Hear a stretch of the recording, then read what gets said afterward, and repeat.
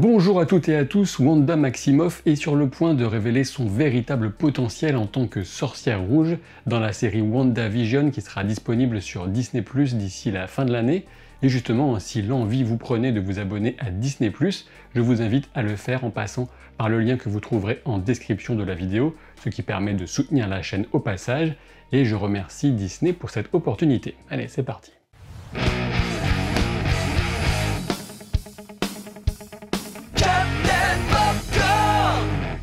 Pour le moment, nous n'avons encore aucune date officielle de sortie, mais puisque la saison 2 de The Mandalorian arrive fin octobre sur Disney+,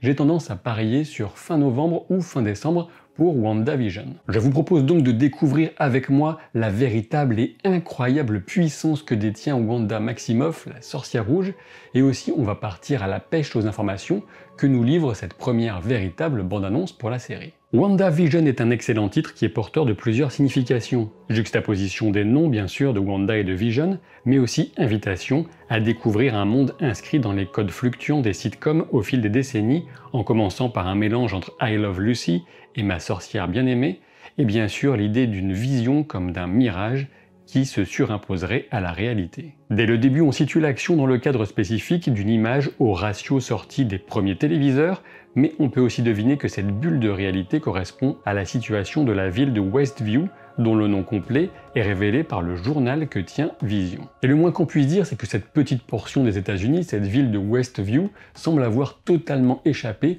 au contrôle des autorités de l'État. Et c'est la fin du trailer qui nous permet de deviner que la ville de Westview semble enfermée dans un champ de force, au sein duquel la réalité extérieure n'a plus vraiment prise, y compris l'écoulement du temps, puisqu'il est fait jour alors que la nuit est tombée à l'extérieur. On le constate bien sûr dans la transition de Monica Rambeau qui semble rejetée par la bulle de réalité créée par Wanda et se retrouver dans le monde extérieur. Et oui, Monica Rambeau, puisqu'il s'agit bien ici de la fille de Maria qu'on avait vue enfant à l'époque où se déroulait l'action du film Captain Marvel. On peut assez clairement dresser un parallèle entre l'explosion qui avait projeté Carol Danvers en l'infusant de l'énergie du Tesseract, la pierre d'infinité de l'espace, alors qu'ici Monica Rambeau est touchée par une puissance, celle de Wanda, qui découle de la pierre de l'esprit. Et il se pourrait bien que ce passage précis, que cette expérience soit à l'origine de la révélation, de l'apparition des pouvoirs de Monica Rambeau, en tout cas s'il décide de conserver cet aspect du personnage dans le MCU. Mais revenons maintenant à l'ambiance d'ensemble et à cette étrangeté qui trouve un véritable écho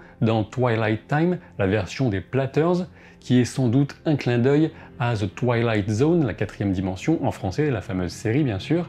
mais aussi tout simplement l'ambiance années 50 qu'on retrouve dans le début de ce trailer. Pour résumer la situation, Wanda semble avoir transformé toute une petite ville pour que son environnement soit modelé pour correspondre à ses fantasmes de vie de couple normale dans un idéal tiré des sitcoms des années 50 à 80, voire 90. Mais il me semble qu'on peut affirmer sans trop se tromper que ce désir quasiment obsessionnel de normalité qui semble motiver Wanda trouve son origine dans l'incroyable singularité du couple qu'elle formait avec un androïde, Vision, sachant qu'elle avait dû le tuer elle-même pour que la pierre ne tombe pas entre les mains de Thanos, ce qui avait été un échec, puisque, souvenez-vous, Thanos était revenu dans le temps et avait fini par détruire de lui-même la tête de Vision en lui arrachant la pierre de l'esprit. On peut supposer qu'une telle situation, que cette bulle de réalité en format WandaVision, résulte notamment d'une profonde détresse psychologique chez Wanda, ce qui vient piocher dans l'état qui était celui du personnage dans House of M, une série de comics à laquelle la bouteille de vin fait presque directement allusion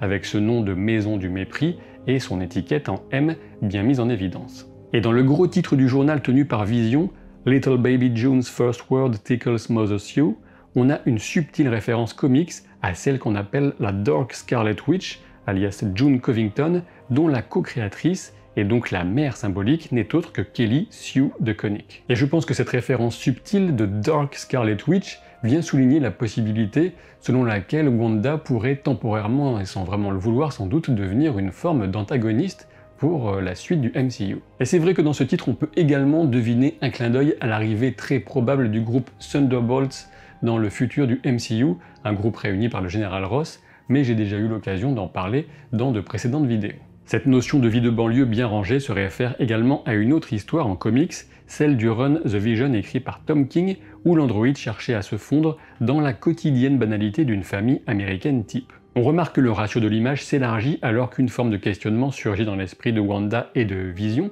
quand l'invité martèle des questions qui menacent de les faire sortir de cette illusion de vie conjurée par Wanda. Voilà qui nous amène naturellement à évoquer ce couple un peu bizarre, les Hearts, ou cœurs en français. Il est possible qu'ils ne soient pas des personnes mais peut-être des manifestations de la psyché de Wanda qui seraient en conflit intérieur ou lutteraient éventuellement pour se soustraire à une influence extérieure qui la maintiendrait dans cette félicité illusoire. Concernant les pouvoirs de Wanda eux-mêmes, on peut dire qu'ils n'ont jamais été directement adressés ni clairement définis dans le MCU. On a même pu assister initialement à une forme de réduction de leur périmètre, alors que ce qu'on avait découvert dans Avengers l'ère d'Ultron, à savoir le contrôle mental, les illusions, semblaient avoir été mis de côté au profit d'une télékinésie améliorée, du moins jusqu'à ce que la puissance brute de Wanda soit exprimée plus clairement dans Infinity War, ou encore plus dans Avengers Endgame, dans son face-à-face mémorable avec Thanos. On peut affirmer sans problème, en termes de potentiel pur et dur, et si on met de côté la fragilité physique certaine de Wanda,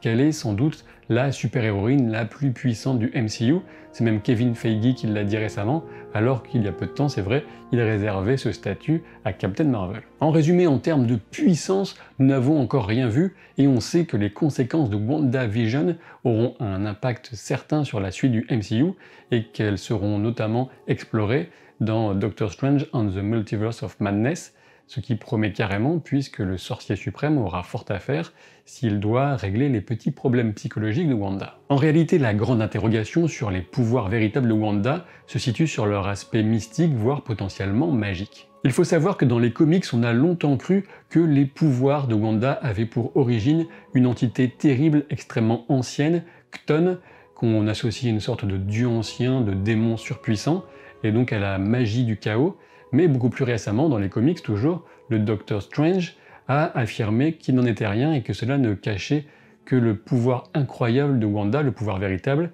qui était de façonner la réalité selon ses désirs. Ce qui a évidemment des conséquences potentiellement dramatiques pour la suite, en fonction de ce que Wanda décide de faire, d'appliquer à la pauvre réalité. Quoi qu'il en soit, je reste convaincu que la pierre de l'esprit restera centrale dans la version MCU du personnage. Ceci dit, il n'est pas exclu que la pierre ait en réalité réveillé une puissance latente chez Wanda. Cette piste du pouvoir en sommeil pourrait évidemment trouver écho dans l'inévitable introduction des mutants dans le Marvel Cinematic Universe, mais aussi dans les expériences que les Célestes, ces entités cosmiques incroyables, presque inconcevables, ont menées sur l'espèce humaine à l'aube de l'humanité, ce qui est un thème qu'on retrouvera bien sûr dans le film Eternals. Ce qui est certain, c'est que si Wanda est tellement puissante qu'elle est capable d'imposer au réel ses pensées et ses désirs, on peut aisément comprendre qu'elle devienne potentiellement la cible de personnes ou de créatures et autres entités avides d'une telle source de pouvoir. Dans les comics, comme je l'ai déjà mentionné, il y a Chthon,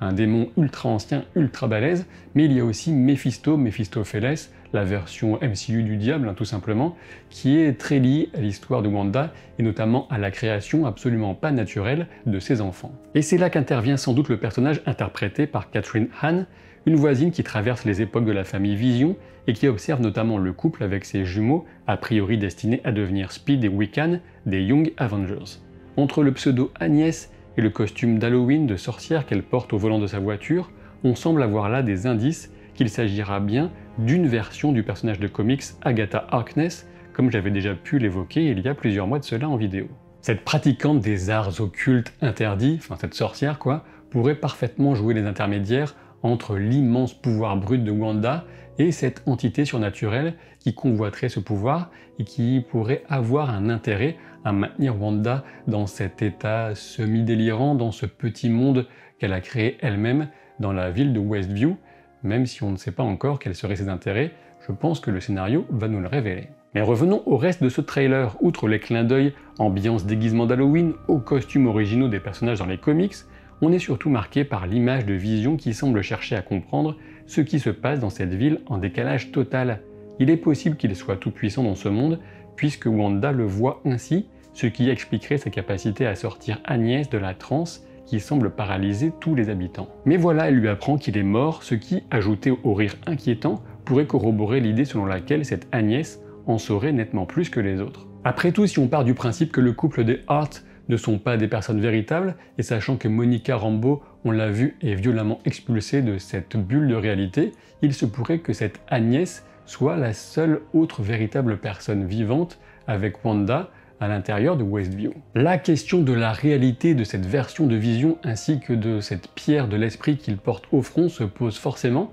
Alors est-ce que Wanda est suffisamment puissante pour être allée, sans le savoir, récupérer une version dans un univers parallèle de la pierre de l'esprit et recréer de toutes pièces un Vision parfaitement fonctionnel? Ou s'agit-il uniquement d'une sorte d'illusion de Vision qui perdrait toute substance, toute réalité s'il sortait de Westview? Eh bien, c'est la question à laquelle je n'ai pas de réponse, mais il sera très intéressant de la trouver en regardant la série. On peut supposer bien sûr que le gouvernement, et notamment l'agence gouvernementale secrète du SWORD, cherchera à maîtriser, à apporter une solution à ce phénomène très inquiétant, et peut-être que cette solution pourrait passer par la reconstitution du véritable Vision, seul capable de véritablement venir parler au cœur de Wanda. Selon certaines rumeurs, Darcy Lewis, personnage secondaire de Thor, pourrait se retrouver impliqué dans la mission de rendre à Vision sa mémoire, d'autant qu'on devine une silhouette abonnée qui pourrait lui correspondre. On sait également qu'on retrouvera l'agent Jimmy Woo qui sera sans doute passé du défunt S.H.I.E.L.D. au SWORD et qui pourrait peut-être accompagner Darcy Lewis dans cette mission qui concerne Vision. Concernant la structure des épisodes de WandaVision, je pense qu'une bonne partie des premiers épisodes se dérouleront dans cet univers fictif de sitcom bizarre avec Wanda et Vision bien sûr et tout ce petit monde, même si on aura bien sûr un aperçu du monde extérieur, de la façon dont il réagit à ce phénomène incroyable, mais je pense que la seconde partie de la saison sera plus orientée vers une forme de suspense et de confrontation entre les différents héros et héroïnes et les véritables antagonistes. Et je dois dire que j'ai particulièrement hâte de découvrir WandaVision car j'ai bon espoir que cette série viendra prouver l'élargissement des possibles que va apporter ce nouveau format au MCU. Certains des films échappaient déjà nettement, de mon point de vue, à la fameuse formule qu'on reproche parfois à Marvel, mais là on devrait totalement exploser les cadres connus et explorer une véritable richesse créative. Quant à la véritable puissance de Wanda, vous l'aurez bien compris, elle sera au cœur du récit et devrait fournir de quoi sérieusement alimenter le film Doctor Strange 2, The Multiverse of Madness, dans lequel il y aurait apparemment, selon certaines rumeurs, différentes versions alternatives des plus grands héros du MCU qu'on connaît déjà. Certains évoquent par exemple une version Tom Cruise d'Iron Man, ce qui serait quand même vachement sympa à découvrir sur grand écran. Et enfin, le pouvoir de Wanda est tellement immense qu'il se murmure que America Chavez, alias Miss America, une jeune super-héroïne ultra puissante, pourrait faire son introduction dans ce Doctor Strange 2, ce qui donne une idée du niveau de puissance qu'il faudra pour gérer le problème Wanda. Si vous avez apprécié cette vidéo et que vous n'êtes toujours pas abonné à la chaîne, ce qui est un blasphème universel, il faut quand même en avoir conscience, eh bien je serai contraint de vous enfermer dans une bulle de réalité qui correspondra à l'univers selon ce que vous détestez le plus, entre Sous le Soleil et la clinique de la Forêt Noire. Ce sera pour quelques années, pas plus. Allez, je vous dis à très vite pour de nouvelles aventures. Salut!